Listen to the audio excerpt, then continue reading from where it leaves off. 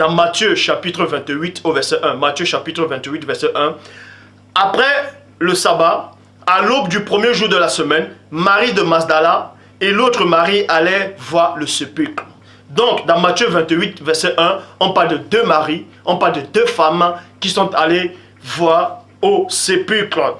Bon, le même récit encore, les mêmes événements, la même époque, le même jour, dans un autre évangile, dans Marc 16 verset 1, on vous dit: et quand le sabbat fut passé, Marie de Magdala, ça fait une, Marie, la mère de Jacques, ça fait deux, et Salomé achetait des aromates pour venir enduire Christ. Donc, dans Matthieu chapitre 28 au verset 1, il est question de deux femmes. Marc chapitre 16 au verset 2, il est question de trois femmes. Et dans Jean chapitre 20 au verset 1, on dit quoi? Le premier jour de la semaine, Marie de Magdala se rendait au sépulcre le matin, comme il faisait encore obscur, et elle vint, et elle vit que la pierre était ôtée du sépulcre. Donc, regardez des contradictions et des erreurs. Bon, si, admettons un seul seconde, toi qui me regardes, que ceux qui ont écrit la Bible étaient inspirés par l'Esprit de Dieu. Mais pourquoi l'Esprit de Dieu ne les a pas fait dire exactement la même chose? Pose-toi la question.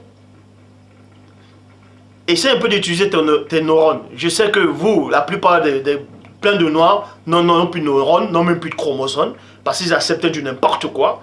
Donc, je répète, dans Matthieu chapitre 28 au verset 2, on dit qu'il y avait deux femmes qui sont allées au sépulcre pour voir le corps de Christ. Et dans Marc chapitre 16 au verset 1, c'est trois femmes qui sont allées. Tandis que Jean chapitre 20 au verset 1, c'est une femme. Soit c'est trois, soit c'est deux, soit c'est une. Donc le Saint-Esprit s'est trompé. Donc ceux qui ont écrit cette Bible, on vous montre comment il y a des tromperies là-dedans. Il y a des mensonges des gens. Donc vous avez basé votre foi sur du mensonge, sur des contradictions. C'est pour ça que vous-même vous êtes comme ça, vous n'avancez pas. C'est pour ça que le colon vous a toujours, il vous attrape toujours.